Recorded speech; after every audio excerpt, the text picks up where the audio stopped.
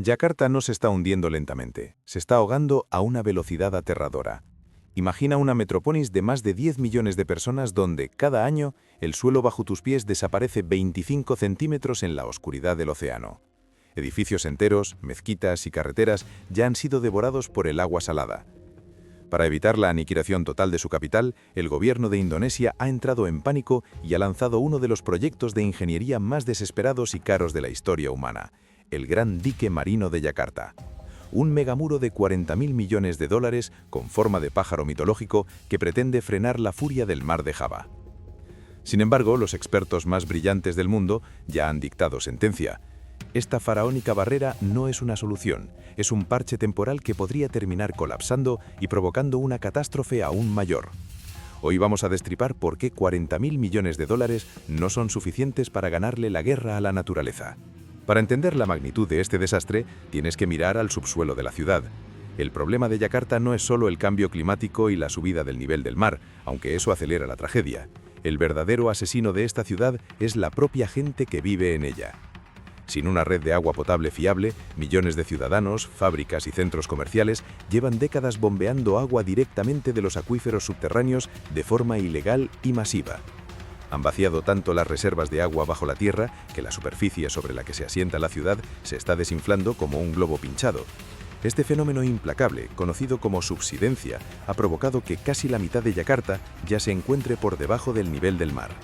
Cuando la marea sube, el agua ya no se queda en la playa, rompe los muros de contención agrietados, entra en las casas, destruye la infraestructura más básica.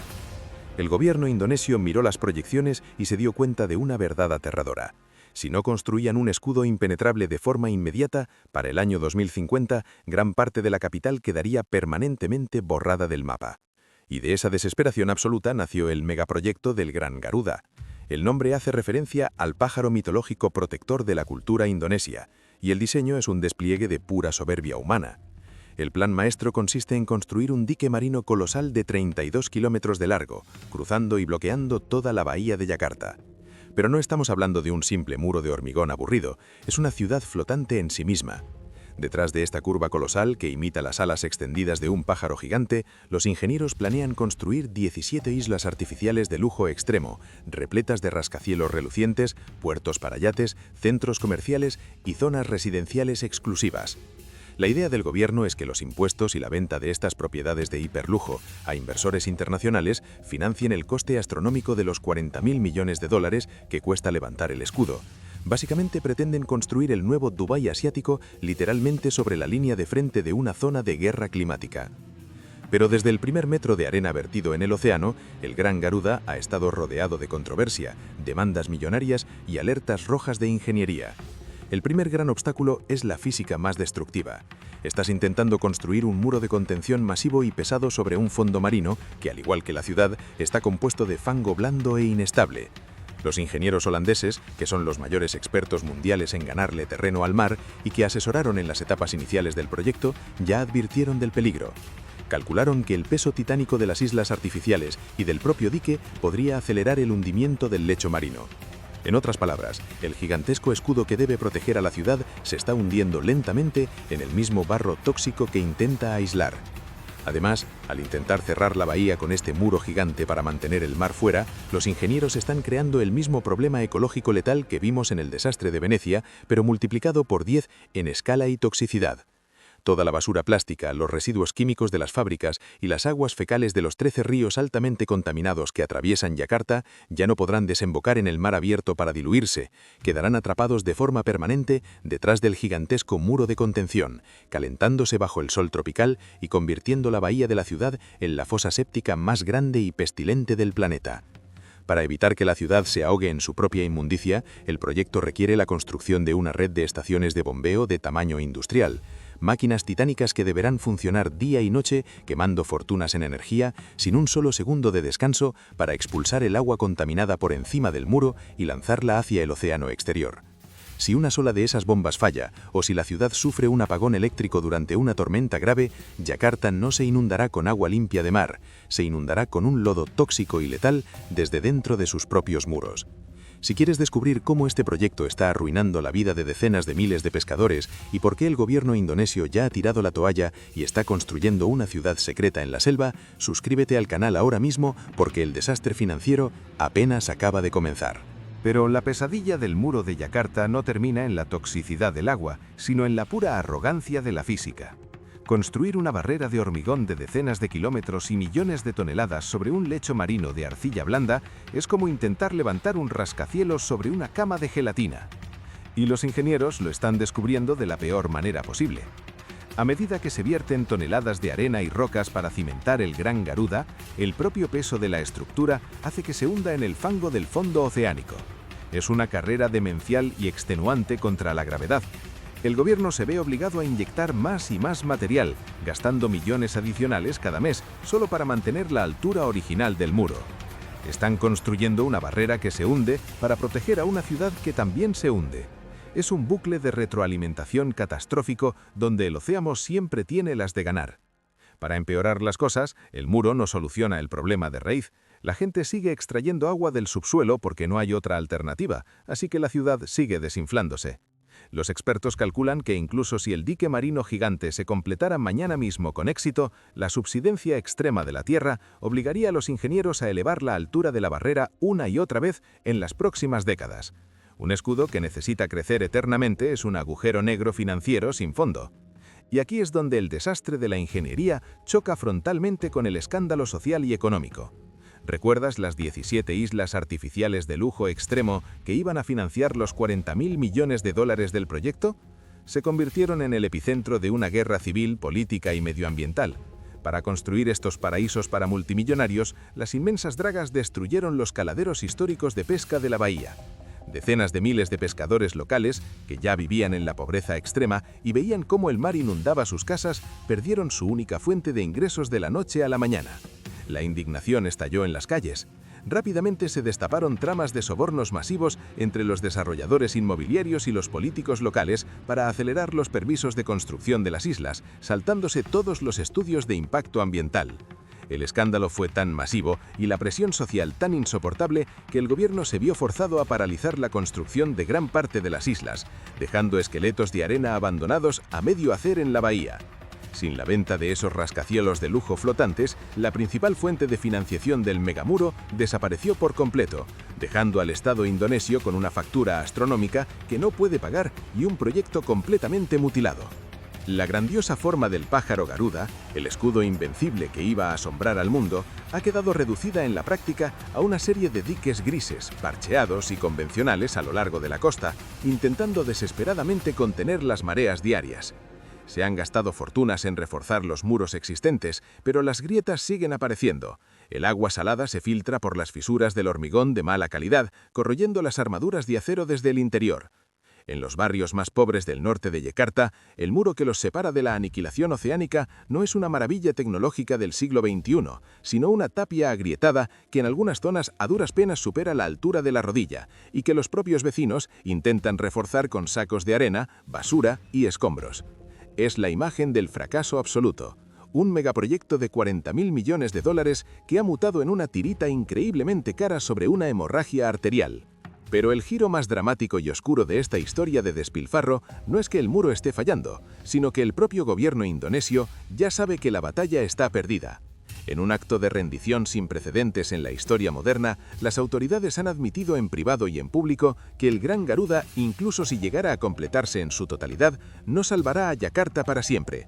Como mucho, comprará 20 o 30 años de tiempo extra antes de que el hundimiento del suelo haga imposible contener al mar.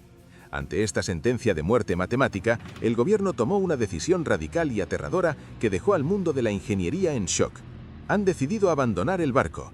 En lugar de seguir enterrando millones en una ciudad condenada, Indonesia está construyendo una capital completamente desde cero, a más de 1.000 kilómetros de distancia, talando las selvas vírgenes de la isla de Borneo.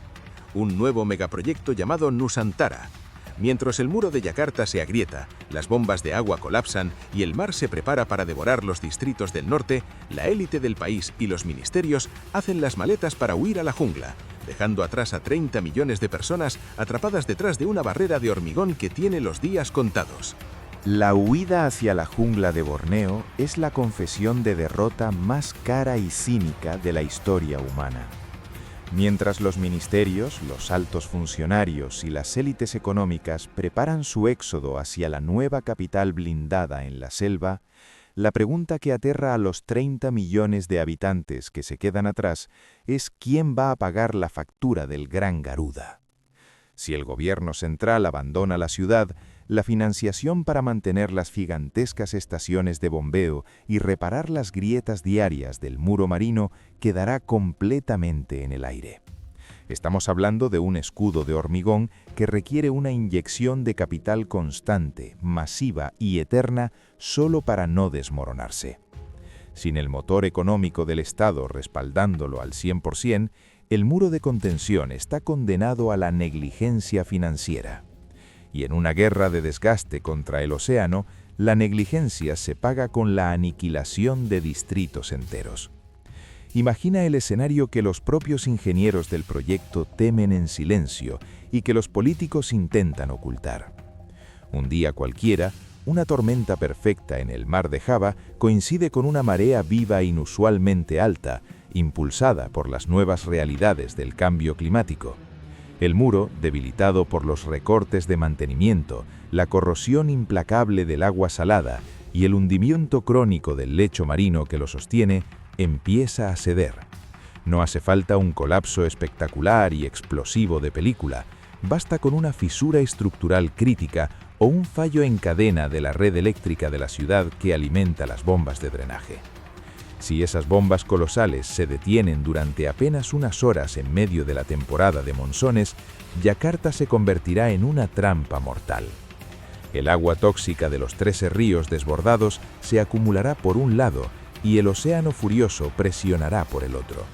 Para la población atrapada, el Gran Garuda ya no será una barrera protectora, será el muro de contención de una bañera gigante que se llena de fango. El fracaso de los 40 millones de dólares en Indonesia no es solo un error técnico de cálculo, es una lección brutal y definitiva sobre los límites de la ingeniería moderna. Durante décadas nos han vendido el mito de que podemos domar cualquier fuerza de la naturaleza si arrojamos la suficiente cantidad de miles de millones y de hormigón al problema. Pero Yakarta demuestra de la peor manera posible que no puedes ganar una batalla en la superficie si los cimientos de tu civilización se están hundiendo en el abismo. El Gran Garuda pasará a la historia como el epítome de la arrogancia gubernamental. Una obra faraónica y desesperada que sirvió para enriquecer a contratistas y promotores corruptos en sus primeras fases, mientras la verdadera capital se hundía irremediablemente en la miseria y el lodo del mar de Java. Intentaron desafiar a la física con acero y promesas políticas vacías, y el océano, que no entiende de presupuestos ni de campañas electorales, les ha recordado que él siempre tiene la última palabra. Y si crees que enterrar 40 millones de dólares en un dique agrietado es el mayor nivel de despilfarro posible, es porque aún no has visto lo que ocurre cuando la arrogancia extrema choca contra la realidad del mercado inmobiliario. En nuestro próximo documental vamos a viajar al Golfo Pérsico para destripar uno de los fracasos más humillantes, caros y silenciados del planeta. Todo el mundo conoce la famosa isla con forma de palmera de Dubái, pero muy pocos saben que construyeron una segunda isla artificial, mucho más masiva, un supuesto paraíso de 12.000 millones de dólares que quebró por completo y que hoy es un desierto de arena gris, muerta y putrefacta, flotando sin propósito en medio del mar. Si no quieres perderte la autopsia financiera de este megafraude oculto en el patio de recreo de los multimillonarios, suscríbete al canal ahora mismo. Deja en los comentarios si crees que el gobierno de Indonesia debería ser procesado por abandonar a sus ciudadanos detrás de un muro roto. Y nos vemos en el próximo desastre estructural.